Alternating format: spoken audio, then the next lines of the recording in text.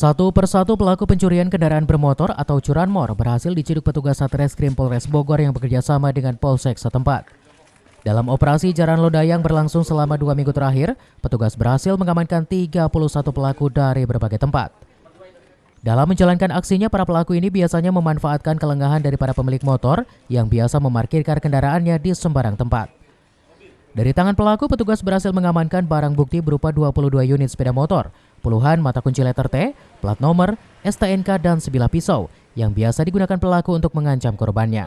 Kurang lebih 2 minggu dari tanggal 22 Februari sampai dengan tanggal 2 Maret 2020. Dari hasil operasi tersebut kita mengamankan 31 tersangka curanmor, ya. Kurang lebih melakukan aksinya di 80 TKP.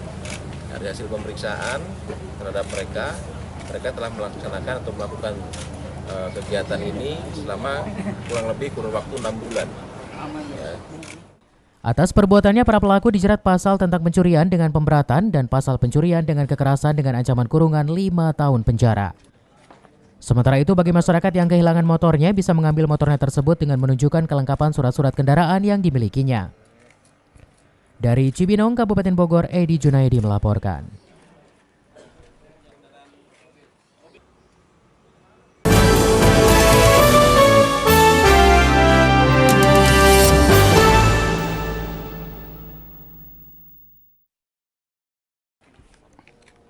Jajaran Kepolisian Polres Bogor serahkan kendaraan roda 2 dan 4, diantaranya 1 buah mobil pick-up dan 22 sepeda motor. Hasil curian yang telah disita dari 31 pelaku kejahatan pencurian kendaraan bermotor yang sering beroperasi di wilayah Kabupaten Bogor, yang berhasil digulung petugas dari beberapa wilayah dalam operasi Jaran Lodaya yang berlangsung selama 2 minggu terakhir. Sementara itu, wajah sumringah begitu terlihat dari para korban pencurian kendaraan bermotor yang hendak menerima kembali kendaraan bermotor yang telah hilang di gondol maling. Bahkan mereka tak menyangka sebelumnya kendaraan yang telah raib tersebut dapat kembali diterimanya. Seperti yang diutarakan Armiyati Arlan, korban pencurian sepeda motor, saat hendak mengambil sepeda motornya yang hilang saat diparkir di warungnya di Jalan Raya Narogong, Kecamatan Cilengsi, Kabupaten Bogor.